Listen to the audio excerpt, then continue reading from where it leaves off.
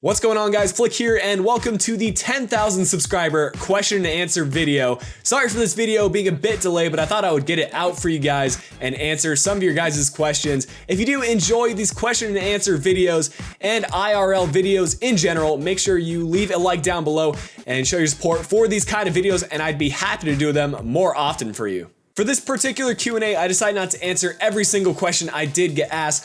Thank you guys so much for leaving comments, but some of the questions I did answer in my previous Q&A, and you can find a link to that right now on the screen, and some of them I thought I would save for future Q&As. If that's something you guys want to see more often in the future, make sure you let me know down in the comment section below.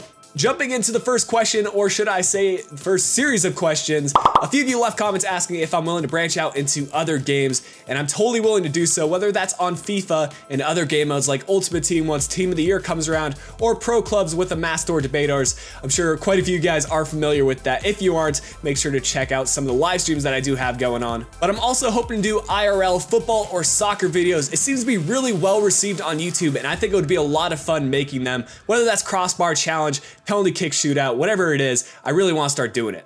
In terms of other games besides FIFA, I would be open to posting games like Football Manager once I do get a bit better at the game, and maybe some other games that I play like Call of Duty, Black Ops 3, or CSGO. I also want to start getting into PC games, so look forward to that in the future. Carlos had a question asking whether I'm an MLG 360 no-scoper, and I'll let this clip answer that question.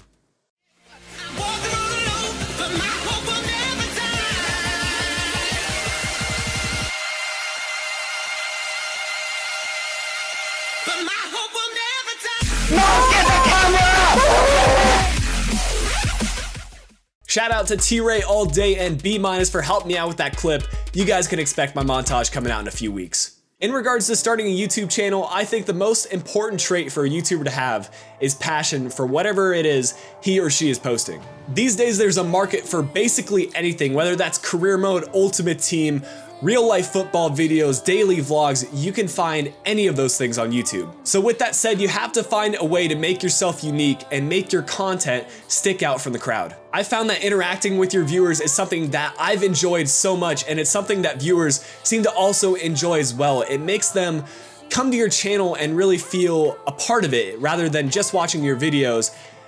You're making content for a community rather than just yourself. But there are some other things that are important to starting a YouTube channel. For me, equipment's also very important, especially if you're gonna do a gaming channel. It's important to post videos with HD quality, whether that's 720p or 1080p, 60 FPS. Try to get the best possible quality that you can within your budget. And things like vlogs like this, I'm recording this on a DSLR camera, which is better than having a webcam. But if it's not within your price range, just go with the webcam and start creating content. That's my best recommendation. One final bit of advice that I forgot to include was to branch out and make some friends on YouTube that also make videos similar to your own, or even videos that are different than what you're making. I follow a couple people on Twitter that don't make gaming videos, but I thoroughly enjoy their content. And you know, it's been good to get to know them a little bit, but having a community around you and friends that can help you out when you're struggling a bit on YouTube, because that happens to every YouTuber. You have your highs and you have your lows, and it's important to have friends around you to help you through those low periods and really get you back on track. Now, Robbie, I love to cook and I love to eat food, so it's incredibly difficult for me to narrow this down to one food in particular. So I'm gonna open it up to one type of food, and it's still tough for me to answer this question. But if I had to pick one type of food, I would pick Mexican food. There's something about it. It's so versatile, so savory, and so delicious. I love eating Mexican food, and my best friend growing up, he's Hispanic, so I was always able to come over to his house and eat really authentic Mexican food, and that was amazing. Sticking with the food theme, we're gonna jump to the kitchen and show you guys how much I like bacon. All right, guys, do you hear that sizzling? That's right, we are cooking some bacon. Let me give you a look. Here it is in all of its glory. What I like to do when I'm eating bacon is usually eat it for breakfast with some eggs and toast, but sometimes I like to just eat it by itself. And that is exactly how I'm gonna be eating my bacon today. But if you guys do wanna see some more cooking vlogs, make sure to let me know down in the comments section below, and I would be happy to make some. I really enjoy cooking, and I would love to share some of my recipes with you. Let me know down in the comments.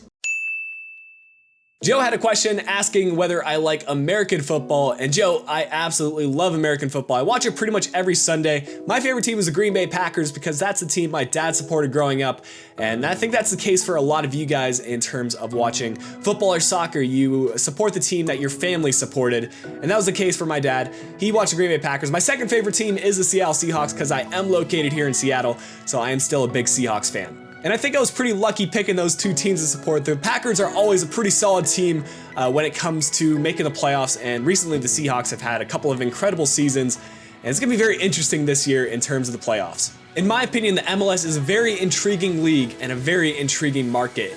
It's growing every single year, and you see some teams like the Seattle Sounders bring some record-breaking crowds that can compete with a lot of leagues around the world where soccer or football is more respected.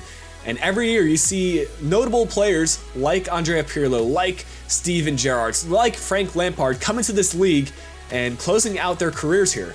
For me, it was David Beckham that changed a lot of things for the MLS. When he came over here and started playing for the LA Galaxy, people that hadn't heard about soccer here in America started watching the sport. And although some people might call them bandwagon fans, it's still bringing fans to games, and ultimately it's helping the sport out. So I think it's tough to say where this league is going to be in 5 years' time, but one thing is for certain, it's going to be bigger than it is right now, and I think it's going to be even better.